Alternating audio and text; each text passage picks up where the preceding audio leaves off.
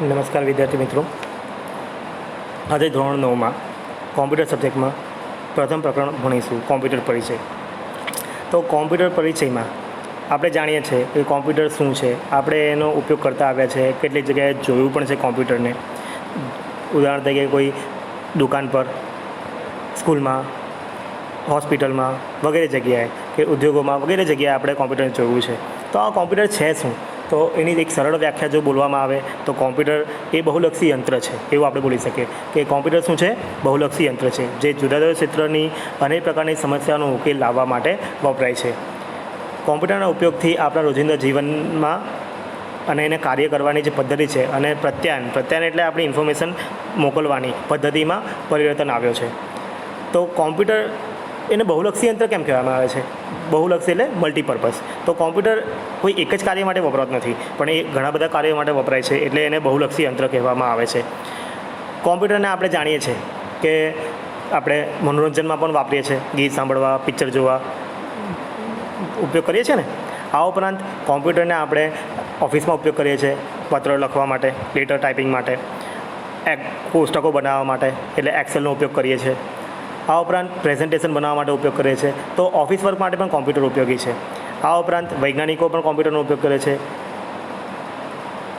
મનોરંજનમાં પણ એનો ઉપયોગ થાય છે. તો કહેવાનો મતલબ કે કોમ્પ્યુટર ઘણા બધા ક્ષેત્રોમાં ઉપયોગી છે. આથી તેને મલ્ટીપર્પઝ મશીન કહેવામાં આવે છે. તો આગળ ભણીએ કે કોમ્પ્યુટરની લાક્ષણિક કાર્યપદ્ધતિ શું છે. તો જેવી રીતે કેલ્ક્યુલેશન કરે છે, ડ્રાઈવર છે તે ડ્રાઈવ કરે છે, પેઇન્ટર છે તે પેઇન્ટિંગ કરે છે, એ રીતે કોમ્પ્યુટર કોમ્પ્યુટિંગ કરે છે. તો કોમ્પ્યુટર એ અલગ અલગ પ્રકારની ગણતરીઓ કરે છે, પણ આ ગણતરીઓ ખાલી ગાણિતિક ગણતરીઓ નથી હોતી, પણ સાથે સાથે તાર્કિક ગણતરીઓનો પણ આમાં સમાવેશ થાય છે. તો આ તાર્કિક ગણતરીઓ દ્વારા જ કાર્ય કરવાથી તે ઘણા બધા જટિલ કાર્યો પણ કરી શકે છે. પણ આપણે જાણીએ છીએ કે કોમ્પ્યુટર શું છે? એક મશીન છે, એ કોઈ વ્યક્તિ નથી. તો કોમ્પ્યુટરને પાસે કાર્ય કરવા માટે આપણે જાણીએ છીએ કે આપણે કોમ્પ્યુટરનો ઉપયોગ કરવો છે, કોઈ કાર્ય કરવા માટે જ એનો ઉપયોગ કરવાના છે. પણ આ કાર્ય કરાવવું કેવી રીતે? તો કોમ્પ્યુટર પાસે કાર્ય કરાવવા માટે કોમ્પ્યુટરને આપણે પદ્ધતિસરના કાર્ય પગથિયા એટલે કે અલ્ગોરિધમ આપવો પડે છે કે એને કોઈપણ કાર્ય કરાવવું છે, કોઈપણ ટાસ્ક કરાવી છે, તો એ જે ટાસ્ક કરવા માટે જે પગથિયાઓ આવે છે તે પગથિયાઓ તમારે એને નિશ્ચિતપણે અને ચોખ્ખી રીતે દર્શાવવા પડશે. તો આ અલ્ગોરિધમ, જેને અલ્ગોરિધમ કહેવામાં આવે છે. તો અલ્ગોરિધમ એટલે શું કહેવાય? તો કે sequence of steps to do some task. બરાબર? તો આપણે તમે એવું કંઈ કહી શકો છો કે અલ્ગોરિધમ શું છે? તો અલ્ગોરિધમ એ છે સિક્વન્સ ઓફ સ્ટેપ્સ છે to define or do some task. કોઈ ટાસ્ક પૂરી કરવા માટે સિક્વન્સ ઓફ સ્ટેપ્સ છે, એને અલ્ગોરિધમ કહેવાય છે. તો આ અલ્ગોરિધમ છે જે આપણે કોઈપણ ભાષામાં, આપણી ભાષામાં આપણે લખી શકીએ છીએ. આપણે જ અત્યારે ભાષા બોલું છું તો ગુજરાતી બોલું છું, તો ગુજરાતીમાં પણ તમે અલ્ગોરિધમ લખી શકો છો, ઇંગ્લિશમાં પણ લખી શકો છો. બરાબર? તો અલ્ગોરિધમમાં શું કરશે કે અલ્ગોરિધમમાં કાર્ય કેવી રીતે કરવું છે તેના પગથિયાઓ આપણે આપણી સાદી ભાષામાં લખીશું. પણ ત્યાર પછી આ જે આપણે પગથિયા કર્યા તે એ પરથી આપણે કોમ્પ્યુટરને ઇન્સ્ટ્રક્શન આપીશું. જે આ ઇન્સ્ટ્રક્શન છે જેને આદેશ, ગુજરાતીમાં આદેશ કહી શકીએ છીએ. તો આ ઇન્સ્ટ્રક્શન એ કોમ્પ્યુટરની ભાષામાં, કોમ્પ્યુટર લેંગ્વેજમાં આપવામાં આવે છે. અને આ સેટ ઓફ ઇન્સ્ટ્રક્શન એટલે એકથી વધારે ઇન્સ્ટ્રક્શનનો જે સમૂહ છે એને પ્રોગ્રામ કહેવાય છે. અને આ પ્રોગ્રામ દ્વારા જ કોમ્પ્યુટર કાર્ય કરી શકે છે. આગળ વધીએ તો આ નીચે તમે આકૃતિ જોઈ શકો છો, આકૃતિ 1.1, જેમાં લાક્ષણિક કોમ્પ્યુટરની કાર્યપદ્ધતિ તમે જોઈ શકો છો. તો કોમ્પ્યુટરને કોઈપણ કાર્ય કરવા માટે 3 ભાગ હોય છે કોમ્પ્યુટરને. તમે કોમ્પ્યુટર જાણો છો કે મશીન છે, તો મશીન કનેથી કાર્ય કરાવવું છે તો આપણે તેની સામે ઊભા રહીને આપણી ભાષામાં બોલીશું તો એ સમજશે નહીં. તો મશીન સમજી શકે તેવી ભાષામાં આપણે એને ઇનપુટ આપવો પડે છે. તો આ ઇનપુટ તમે આપશો કેવી રીતે? તો આ જે ઇનપુટ એટલે કે એને જે સૂચનાઓ આપવા માટે જે સાધન વપરાય છે તેને ઇનપુટ ડિવાઇસ કહે છે. તો તમે પહેલો ભાગ જોઈ શકો છો, ઇનપુટ વિભાગવાળો, જેમાં શું આવે છે કે ઇનપુટ ડિવાઇસીસ આવે છે, જેના દ્વારા તમે ડેટા અને ઇન્સ્ટ્રક્શન કોમ્પ્યુટરને આપી શકો છો કે આ ઇન્સ્ટ્રક્શન પ્રમાણે કોમ્પ્યુટર કાર્ય કરશે અને એ ડેટા ઉપર કાર્ય કરશે. કેમ કે કોમ્પ્યુટરને ખાલી કાર્ય કરવું છે એ તમે જણાવો છો, તો એ કાર્ય કેવી રીતે કરવું છે તે પણ જણાવવું પડશે, અને એ કાર્ય કરવા માટે કયા ડેટાની જરૂરત પડશે એ ડેટા પણ આપવા પડશે. તો એ આપવા માટે જે સાધન વપરાય છે જેવા કે કીબોર્ડ, માઉસ, સ્કેનર વગેરે ઇનપુટ ડિવાઇસના ઉદાહરણો છે. હવે આ જે ઇનપુટ ડેટા અને ઇન્સ્ટ્રક્શન કોમ્પ્યુટરમાં દાખલ થયા તો તેના પર કોમ્પ્યુટર પ્રક્રિયા કરશે અને રિઝલ્ટ જનરેટ કરશે. તો આ જે તમે સામાન્ય કોમ્પ્યુટર જોતા હો છો તેમાં એક લંબચોરસ બોક્સ જેવું આવે છે જેને CPU કહેવામાં આવે છે, જે કોમ્પ્યુટરનું મેઇન ભાગ છે, મગજ છે, કે જે તમે જે ઇન્સ્ટ્રક્શન આપો છો કીબોર્ડ દ્વારા કે માઉસ દ્વારા તે એ CPUમાં દાખલ થાય છે. એના પર પ્રોસેસર જે CPUનો એક ભાગ છે એની પર પ્રોસેસ કરે છે અને રિઝલ્ટ જનરેટ કરે છે. આ તૈયાર થયેલા રિઝલ્ટને આઉટપુટ ડિવાઇસ પર પ્રદર્શિત કરવામાં આવે છે. તો આઉટપુટ ડિવાઇસ શું છે?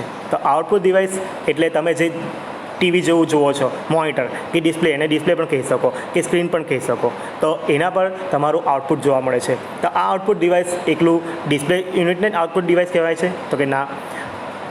આઉટપુટ ડિવાઇસમાં તમે સ્પીકરો એનો પણ સમાવેશ થાય છે કે અવાજ સાંભળો છો, કોમ્પ્યુટરમાંથી તમે કોઈ ગીત પ્લે કરો છો તો એની પર પ્રોસેસ કરશે કે આ ગીત વગાડવાનું છે, તો આ ગીત બહાર સંભળાવવા માટે શું ઉપયોગ થશે? સ્પીકરોનો. તો એને પણ આઉટપુટ ડિવાઇસ કહેવાય છે. આ ઉપરાંત પ્રિન્ટર એ પણ આઉટપુટ ડિવાઇસનું ઉદાહરણ છે. તો આવા ઘણા બધા આઉટપુટ ડિવાઇસ આવે છે અને ઇનપુટ ડિવાઇસ પણ આવે છે, જેનો આપણે અભ્યાસ નેક્સ્ટ ચેપ્ટરમાં કરીશું. હવે આગળ વધીએ કે આપણે કોમ્પ્યુટરને જ્યારે પ્રોગ્રામ બનાવીએ છીએ તો એને દરેક પગથિયા પ્રમાણે ઇન્સ્ટ્રક્શન લખવી પડે છે, અને આ ઇન્સ્ટ્રક્શન લખવાનું કાર્ય ઘણું જટિલ અને સમય માંગે તેવું કાર્ય છે, એટલે અઘરું કાર્ય છે.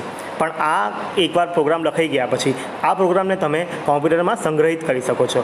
તો આ સંગ્રહ પામેલો પ્રોગ્રામ છે તેને પછી તમે વારંવાર એનો ઉપયોગ કરી શકો છો, પુનરાવર્તિત રીતે એનો ઉપયોગ કરી શકો છો. તો લાંબા સમયે આ જે પ્રોગ્રામ બનાવવાનું કાર્ય શરૂઆતમાં જટિલ અને મુશ્કેલ હોવા છતાં અને ખર્ચાળ પણ હોવા છતાં એ લાંબા ગાળે તમને ઘણું સહુલિયતભર્યું બની શકે છે, અને ત્યારે તમને એ પૈસા શું કહી શકીએ કે પૈસાની દૃષ્ટિએ પણ કિફાયતી બની શકે છે. આગળ વધીએ. અહીંયા નીચે આવે છે કે કોમ્પ્યુટરમાંનો વિસ્તાર કે ક્યાં કયા જગ્યાએ કોમ્પ્યુટર ઉપયોગ થાય છે. તો તમે જોઈ શકો ટિકિટ આરક્ષણમાં કોમ્પ્યુટર ઉપયોગ છે, બેંકમાં ઉપયોગ થાય છે, કોઈ ઇન્વેન્ટરી મેનેજમેન્ટ એટલે દુકાન કોઈ ત્યાં પણ થાય છે, મનોરંજન ક્ષેત્રમાં જેવી કે રમત રમવી, સંગીત સાંભળવું વગેરે ક્ષેત્રોમાં એનો ઉપયોગ થાય છે. શિક્ષણ ક્ષેત્રમાં પણ કોમ્પ્યુટર ઉપયોગી છે. ફાઇનાન્સ અને અકાઉન્ટિંગમાં ઉપયોગ થાય છે. પત્ર વ્યવહાર અને છાપકામ માટે તમે કંકોત્રી છપાવવા જાઓ વગેરે જગ્યાએ તો કોમ્પ્યુટરનો ઉપયોગ થાય છે. અવકાશ ક્ષેત્રમાં આપણે મિસાઇલ લોન્ચ કરીએ છીએ, બરાબર, પછી ઉપગ્રહ મૂકીએ છીએ તો એ જે સ્પેસ શટલ જાય છે તો એનું માટે પણ કોમ્પ્યુટર ઉપયોગી છે, કે એના જે ટાઈમિંગ છે કે ક્યારે સ્પેસ શટલ ઉપડવું, ક્યાં પહોંચવું, એ જે એની સાથે સંપર્ક બાંધી રાખવો એ કાર્ય માટે પણ કોમ્પ્યુટર વપરાય છે. આ ઉપરાંત રોબોટિક્સમાં ઉપયોગ થાય છે, ઈમેલ ચેટિંગ માટે ઉપયોગ થાય છે, વેબસાઇટ બનાવવા માટે કોમ્પ્યુટર ઉપયોગી છે. તો આમ તમે જોઈ શકો છો કે કોમ્પ્યુટરના ઘણા બધા ક્ષેત્રોમાં ઉપયોગ હોવાથી એને મલ્ટીપર્પઝ કોમ્પ્યુટર સિસ્ટમ કહી શકીએ છીએ આપણે, કે મલ્ટીપર્પઝ ઘણા બધા બહુલક્ષી જગ્યાઓમાં ઉપયોગ થાય છે, એટલે મલ્ટીપર્પઝ મશીન છે. આગળ વધીએ. કોમ્પ્યુટરનું એક સાદું મોડેલ, તો મેં અત્યારે જે વાત કરી ચૂક્યો છું એ જ વાત ફરીથી છે કે કોમ્પ્યુટરને કાર્ય કરવા માટે એને ઇનપુટ આપવા પડે છે, કે એમાં ઇનપુટમાં ડેટા હોય છે અને ઇન્સ્ટ્રક્શન હોય છે. તો એ આપવા માટે જે સાધનો વપરાય છે એને ઇનપુટ એકમો કહેવાય છે, બરાબર. નિવેશ એકમો ગુજરાતીમાં બોલીએ તો નિવેશ એકમો કહેવાય છે, ઇનપુટ એકમો ઇંગ્લિશમાં કહેવાય. તો એ ઇનપુટ એકમો શું છે? તો કે keyboard, mouse, scanner, barcode reader વગેરે ઇનપુટ એકમો છે. આ ઉપરાંત શું આવે છે? તો કે પ્રોસેસિંગ યુનિટ આવે છે, જે પ્રોસેસ કરે છે. તો આ પ્રોસેસિંગ યુનિટ તમે જે રીતે આગળ વાત કરી ચૂક્યો છું તેવી રીતે કે એક લંબચોરસ બોક્સ જેવું હોય છે કે જેમાં જેને કોમ્પ્યુટરનું મગજ કહેવાય છે. તો તેમાં શું હોય છે? તો એક ALU એટલે arithmetic logic unit, control unit હોય છે, અને પ્રોસેસિંગ યુનિટ હોય છે, અને મેમરી હોય છે. તો આ જે બધું મળી કોમ્પ્યુટરનું મગજ બને છે, અને તે તમે જે પણ કાર્ય આપો છો તે કાર્ય એ પાર પાડે છે અને એનો આઉટપુટ જનરેટ કરે છે.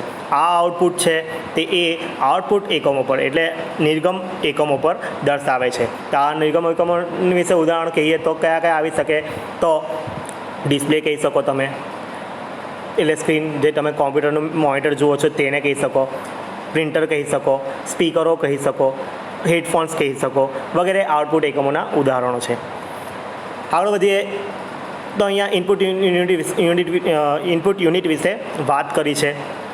તો અહીંયા તમે ઉદાહરણ જોઈ શકો છો કે keyboard, mouse, joystick, barcode reader, universal serial bus એકમો, હાર્ડ ડિસ્ક, કોમ્પેક્ટ ડિસ્ક વગેરે ઇનપુટ એકમોના ઉદાહરણો છે. તો આપણે એના ટૂંકમાં ચર્ચા કરી લઈએ કે તમે કીબોર્ડ તો જોયું હશે, એ કીબોર્ડ પર આલ્ફાબેટ દોરેલા હોય છે, ફંક્શન્સ કી હોય છે, એન્ટર કી હોય છે, શિફ્ટ બેક શિફ્ટ કી હોય છે, કંટ્રોલ કી હોય છે વગેરે કી હોય છે, જેના દ્વારા તમે એ કી પ્રેસ કરીને તમે ઇન્ફોર્મેશન કોમ્પ્યુટરમાં દાખલ કરી શકો છો.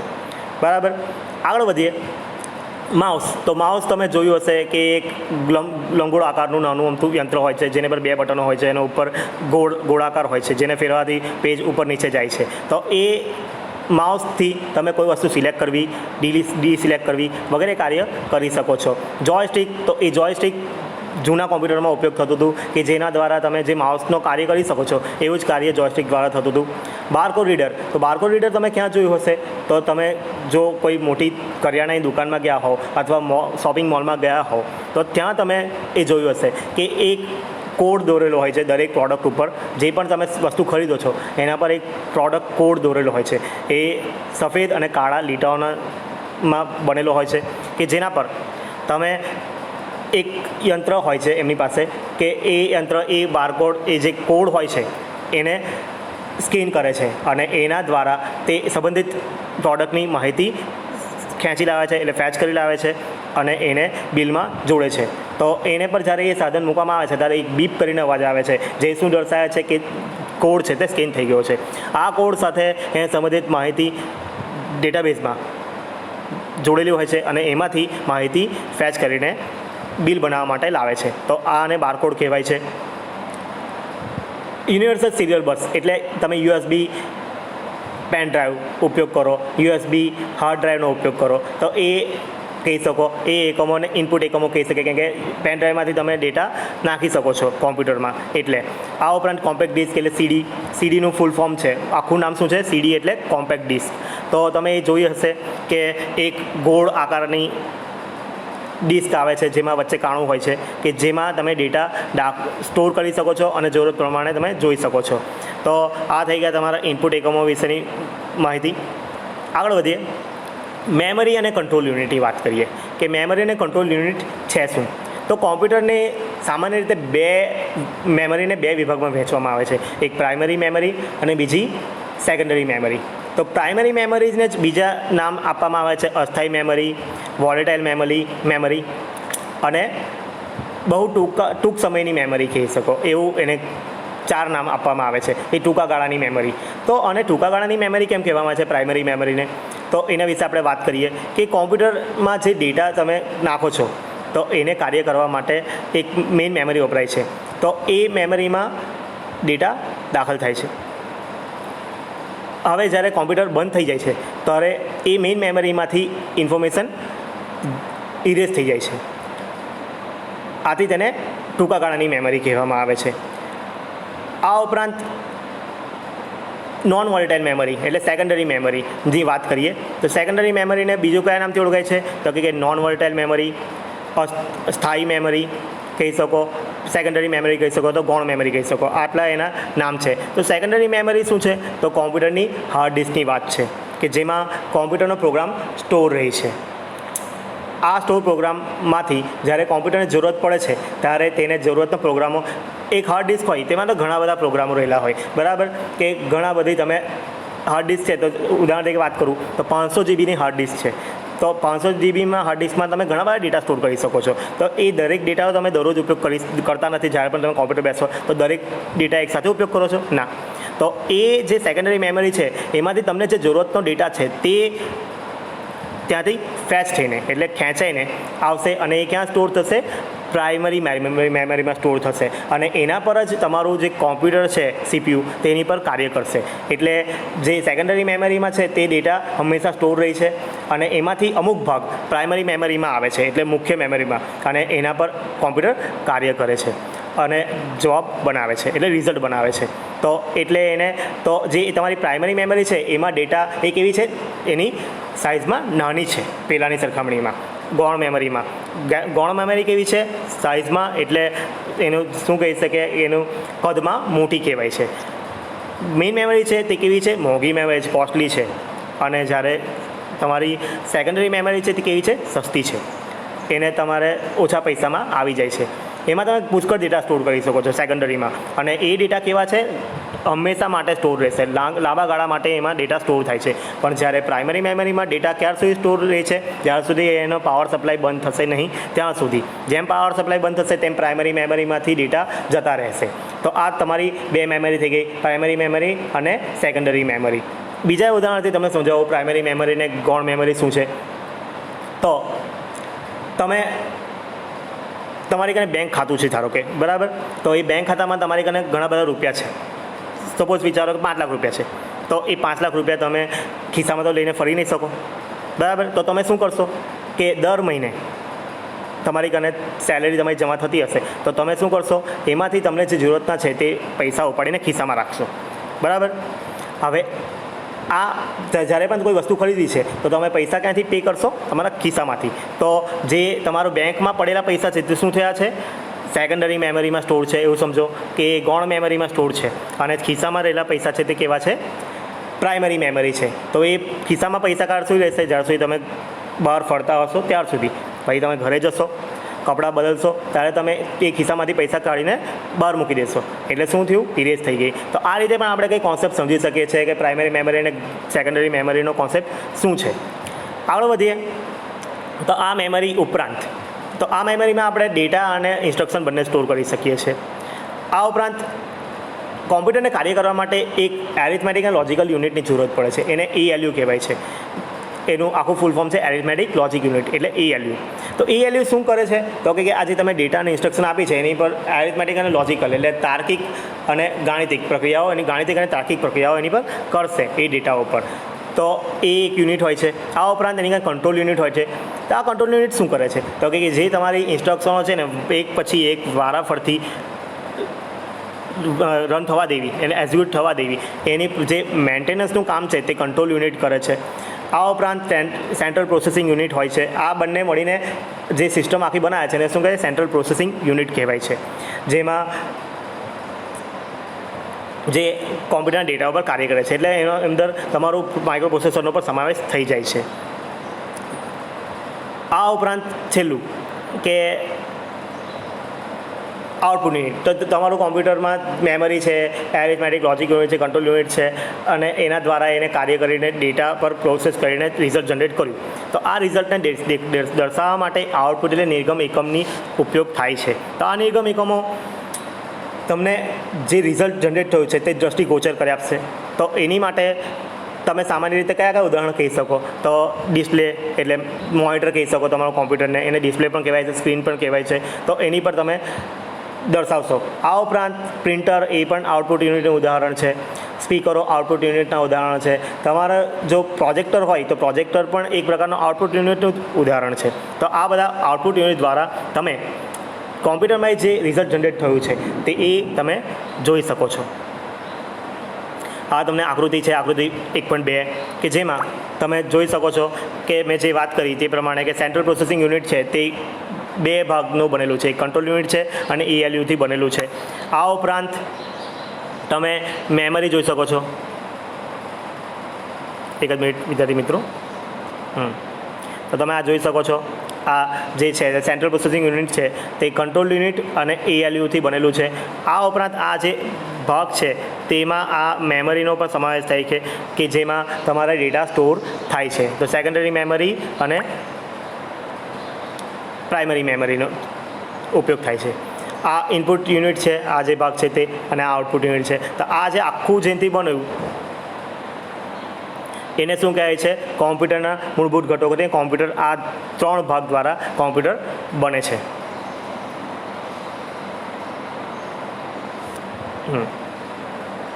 આમાં એક વસ્તુ કહેવાની રહી ગઈ કે એક બીજી મેમરી પણ આ છે કેશ મેમરી. તો કેશ મેમરી શું છે તો કે એ અતિ ઝડપી મેમરી છે કે જે કોમ્પ્યુટરના પ્રોસેસરમાં જે રીતે ડિમાન્ડ થાય છે તે પ્રમાણે એને કાર્ય ઝડપી બનાવવા માટે મદદરૂપ થાય છે. એટલે ઉદાહરણની વાત કરી શકું કે તમે જે પણ કાર્ય કર્યું છે તો એ જાણે કે કોઈ વેબસાઇટ ખોલો છો તો એ તમે જે ફ્રિકવન્ટલી ઉપયોગ કરતા હો એવી ડેટાઓ, એવી વેબસાઇટોના એડ્રેસ અથવા એવા ડેટાઓને એ મેમરીમાં સ્ટોર કરે છે અને એ જ્યારે કોમ્પ્યુટરને જરૂરત પડે છે એ સેમ પ્રોગ્રામની ત્યારે એ મેમરી ઝડપથી પ્રોસેસરને આપી દે છે. તો એ કાર્ય એટલે ટૂંકમાં જે કાર્ય કરવાનું છે, ડેટાને ફેચ કરીને લાવવું છે, તે કાર્ય બહુ સમય માગે એવું કામ છે, ટાઈમ કન્ઝ્યુમિંગ કાર્ય છે. તો એ ટાઈમ કન્ઝ્યુમ્પશન ઘટાડવા માટે જે મેમરી વપરાય છે એને કેશ મેમરી કહેવાય છે. આગળ વધીએ, કોમ્પ્યુટરની લાક્ષણિકતાઓ અને ફાયદાઓ વાત કરીએ કે કોમ્પ્યુટરની લાક્ષણિકતા શું છે અને તેના ફાયદા શું છે. તો પહેલી લાક્ષણિકતા કોમ્પ્યુટરની એ છે કે સ્વયં સંચાલન. કોમ્પ્યુટરને શું છે કે જાતે કાર્ય કરી શકે છે. તમે એકવાર એને ડેટા આપી દો, બીજું ઇન્સ્ટ્રક્શન આપી દો, એટલે પ્રોગ્રામ અંદર સ્ટોર કરી દો, પછી એ પ્રોગ્રામ તમે એક્ઝિક્યુટ કરી દો તો એ પ્રોગ્રામ ઓટોમેટિક એની જાતે કાર્ય કરતો રહેશે. પછી એને બીજી કોઈ દખલઅંદાજી કે એની પર નિયંત્રણ કરવાની જરૂરત નહીં રહી. ઉદાહરણ તરીકે વાત કરું કે ધારો કે કોમ્પ્યુટરને આપણે પ્રિન્ટિંગ ટાસ્ક આપી દીધું છે કે 1000 પેજ પ્રિન્ટ કરવાના છે, તો એ 1 બાય 1 પ્રિન્ટ કરતું જ રહેશે. પછી એકવાર તમે ઇન્સ્ટ્રક્શન આપી દીધી પછી એને જોયા નહીં કરવું પડે કે ભાઈ પ્રિન્ટ કરે છે કે નથી કરતું. જે રીતે વ્યક્તિને આપણે મોનિટરિંગ કરીએ છીએ કે એને 100 પેજ લખવા આપ્યા હોય તો કે ભાઈ લખે છે કે નહીં લખતો, કે સૂઈ ગયો, એવું કંઈ આમાં નથી હોતું. એ સ્વયં સંચાલન. એકવાર એને કાર્ય આપ્યું છે તો એ પોતાનું કાર્ય સ્વયં સંચાલિત રીતે કર્યા કરશે. હા, એને ઇલેક્ટ્રિસિટી મળવી જોઈએ. જો ઇલેક્ટ્રિસિટી નહીં મળે તો સ્વાભાવિક છે કે કોમ્પ્યુટર બંધ થઈ શકશે, પણ એના સિવાય એ પોતાનું કાર્ય પોતાની રીતે કરે છે. આગળ ચોકસાઈ, એક્યુરેસી. તો આપણે જાણીએ છીએ કે કોમ્પ્યુટરને એ મશીન છે અને એને આપણે જે ઇન્સ્ટ્રક્શનો આપી છે એ પ્રમાણે જે કાર્ય કરે છે. તો જો તમે સાચી ઇન્સ્ટ્રક્શનોનો પ્રોગ્રામ બનાવ્યો છે અને એને ડેટા વ્યવસ્થિત આપ્યા છે તો એ ચોકસાઈથી જ રિઝલ્ટ આપશે. બરાબર, તમે કેલ્ક્યુલેટરમાં કેલ્ક્યુલેશન કરો છો તો 2 × 2 કરો છો તો રિઝલ્ટ 4 સાચું જ આવશે. તો એ પણ મશીન છે, કોમ્પ્યુટરનું મશીન છે. તો તમે એને જે કામ આપો છો તે ચોકસાઈથી કરે છે, એમાં કોઈ ભૂલ આવવાની શક્યતા રહેતી નથી. હા, ભૂલ ક્યારે આવે? જ્યારે તમે ગાર્બેજ ઇનપુટ આપો તો ગાર્બેજ આઉટપુટ આવે. ગાર્બેજ શું છે? ગાર્બેજ એટલે કચરો. બરાબર, એનું ગુજરાતીમાં બોલીએ તો એને કચરો કહેવાય. તો તમે ખોટા ઇનપુટ આપો છો તો ખોટો જવાબ આવવાનો છે, એમાં કોઈ ભૂલ નથી. બરાબર, કે તમે ખોટું એને ઇન્સ્ટ્રક્શન આપશો તો એ ખોટું આઉટપુટ દર્શાવશે. આગળ વધીએ, ત્રીજી કેરેક્ટરિસ્ટિક શું છે કે લાંબા સમય સુધી ડેટાનો સંગ્રહ કરે છે. કોમ્પ્યુટર છે તે શું કરે છે? એના ડેટા છે તે લાંબા સમય સુધી સંગ્રહ કરી શકે છે. તમે એકવાર કોમ્પ્યુટરમાં કોમ્પ્યુટરની સેકન્ડરી મેમરીમાં ડેટા નાખ્યા તો એ વર્ષ, 2 વર્ષ, 3 વર્ષ, 5 વર્ષ, 10 વર્ષ અનિશ્ચિત કાળ સુધી, જ્યાં સુધી કોમ્પ્યુટર કહીને તોડી ફોડી નહીં ખરો ત્યાર સુધી એમાં એ ડેટા સંગ્રહિત રહેશે. બરાબર, એટલે એ લાંબા સમય માટે સંગ્રહ કરી શકે છે. અથવા કે પછી હાર્ડ ડિસ્કને ફિઝિકલી તોડી કાઢવામાં આવે અથવા એની પર ફૂગ લાગી ગઈ હોય તો, અથવા એની પર લીસોટા પડી ગયા હોય તો તમારા ડેટા જઈ શકે છે. આ સિવાય એની પર જે લખેલા ડેટા છે તે હંમેશા રહેશે જ. યાંત્રિક અને વારંવાર પુનરાવર્તિત કાર્ય કરવાની ક્ષમતા. તો કોમ્પ્યુટરની આપણે માણસ છે તો માણસને કેવું થાય કે કોઈ કાર્ય આપણને કરવું, એક જ સરખું કાર્ય કરવા આપ્યું છે તો એની અંદર થાક લાગવો, કંટાળો આવવો જેવા મનોસાંવેદિક ખ્યાલો આવે છે. એટલે એની અંદર એવી સંવેદના ઉત્પન્ન થાય છે કે કંટાળો આવે છે, યાર નહીં કામ થાય. જ્યારે કે આપણે લખવા આપ્યું 10 પેજ લખવા આપે તો પહેલાં 2 પેજ આપણે સારા અક્ષર લખી એકદમ, પછી આપણને કેવું લાગે? થાક લાગે, કોણ લખે? પછી આપણા અક્ષર થોડા બગડે, પછી આગળ જતાં વધારે બગડે, પછી સ્પીડ પણ ઘટે અને છેલ્લે 10મું પેજ આવતા તો આપણા અક્ષરો કંઈ જતા રહ્યા હોય અને સ્પીડ પણ કંઈ લખી ના હોય તો એવું બને. એટલે શું છે કે આપણા કાર્ય પર આપણી જે મનોસંવેદના છે તેની અસર થાય છે. પણ કોમ્પ્યુટર શું છે? યંત્ર છે, તો એને એવી કોઈ સંવેદનાઓ રહેલી નથી.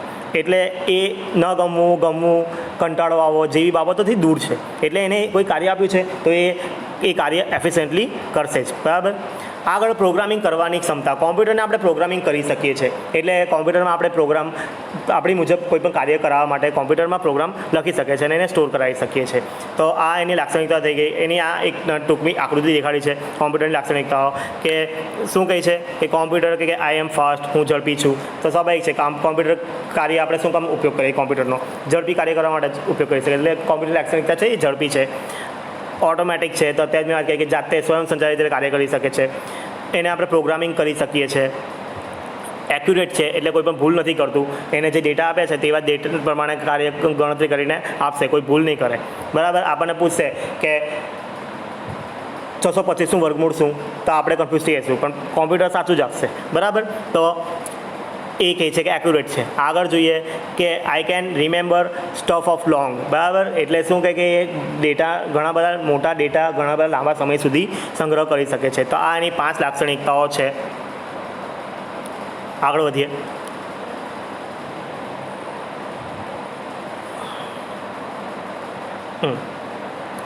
સોફ્ટવેર. હવે સોફ્ટવેર, હાર્ડવેર અને ફ્રેમવેર 3 કોન્સેપ્ટને આપણે સમજવાના છે. તો સોફ્ટવેર શું છે, તો આપણે અત્યાર સુધી જે ભણ્યા તેની પરથી આપણે ખ્યાલ આવે છે એ કોમ્પ્યુટર બહુલક્ષી યંત્ર છે કે જેને કાર્ય કરવા માટે આપણે ઇન્સ્ટ્રક્શનનો સેટ આપવો પડે છે, એટલે પ્રોગ્રામ આપવો પડે છે, લખવો પડે છે એમાં. તો આ જે પ્રોગ્રામ છે જે કોમ્પ્યુટર સમજી શકે, મશીન એ ભાષામાં લખાય છે અને એ કોમ્પ્યુટરમાં સંગ્રહ પામે છે અને એ પ્રોગ્રામ લખવા માટે અલ્ગોરિધમ પ્રમાણે એ પ્રોગ્રામ લખાય છે. તો આ જે પ્રોગ્રામ છે એને સોફ્ટવેર કહેવાય છે. બરાબર. કે એની અંદરનું જે લખાણ છે તે, ધારો કે આપણે વાત કરીએ કે મોબાઈલ છે, તો મોબાઈલ તમે સ્ટાર્ટ કરો તો કંઈ આગળ સ્ક્રીન તો દેખાય છે ને સ્ટાર્ટ કરતાં, તો જે એ સ્ક્રીન આવી કેવી રીતે, તો કે એની બિહાઇન્ડ ધ સીન સમથિંગ કોઈ મોટો પ્રોગ્રામ ચાલી રહ્યો છે, તો એને શું કહે છે, સોફ્ટવેર કહેવાય છે. એટલે સોફ્ટવેર કેવી છે કે એ તમે કોન્સેપ્ટ છે કે ઉદાહરણ તરીકે બીજી રીતે વાત કરું કે સીડી છે, તો સીડી તમે જોઈ શકો છો, પણ એની અંદર પિક્ચર રહેલું છે, જોઈ શકો છો. એને જોવા માટે કોમ્પ્યુટરમાં દાખલ કરશો ત્યારે તમે પિક્ચર જોઈ શકશો. તો એ અંદર જે સ્ટોર થયેલી વસ્તુ છે એ કેવું છે, કોન્સેપ્ચ્યુઅલ ખ્યાલ છે અને એ અંદર રહેલું છે. તો એ સોફ્ટવેર છે. બરાબર. કે જેને આપણે ટચ નથી કરી શકતા. તો બીજી રીતે આપણે કહી શકીએ કે જેને ટચ નથી કરી શકતા અને જે કોમ્પ્યુટર સમજી શકે છે એવો જે પ્રોગ્રામ છે એને સોફ્ટવેર કહેવામાં આવે છે.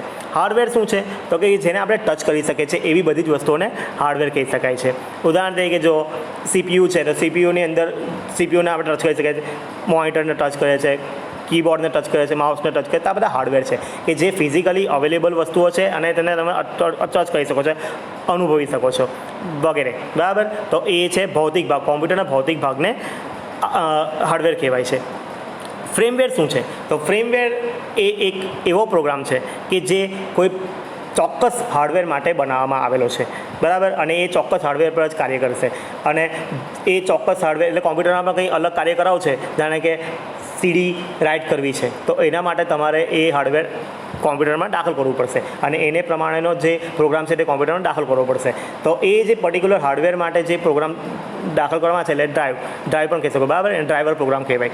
તો એ ડ્રાઈવર પ્રોગ્રામ નાખો એને ફ્રેમવેર કહી શકે છે. તો આવા બીજા ફ્રેમવેરના પણ ઘણા બધા ઉદાહરણો છે. ઉદાહરણ તરીકે વોશિંગ મશીન. બરાબર. પછી માઇક્રોવેવ ઓવન. તો માઇક્રોવેવ ઓવન કે વોશિંગ મશીનને ચલાવવા માટે એની અંદર એક પ્રોગ્રામ રહેલો છે. બરાબર. તો એ પ્રોગ્રામ એ પર્ટિક્યુલર એ જે હાર્ડવેર છે કે જે વોશિંગ મશીનની રચના છે એની પર જ કાર્ય માટે ઉપયોગી થાય છે. એ પ્રોગ્રામ પછી બીજા મશીનમાં ઉપયોગ નહીં થાય. બરાબર. તો એને શું કહે છે, ફ્રેમવેર કહી શકો છો તમે. ટ્રાફિક લાઇટ છે, ડિજિટલ કેમેરા છે વગેરે આના ઉદાહરણો છે. તો આના સાથે જ આપણું પહેલું પ્રકરણ પૂરું થાય છે. તો આ પ્રકરણમાં આપણે કોમ્પ્યુટરનો પરિચય ભણી લીધો છે. તો અહીંયાથી આજનો પીરિયડ પૂરો કરું છું. નમસ્કાર વિદ્યાર્થી મિત્રો. જય હિન્દ, જય ભારત.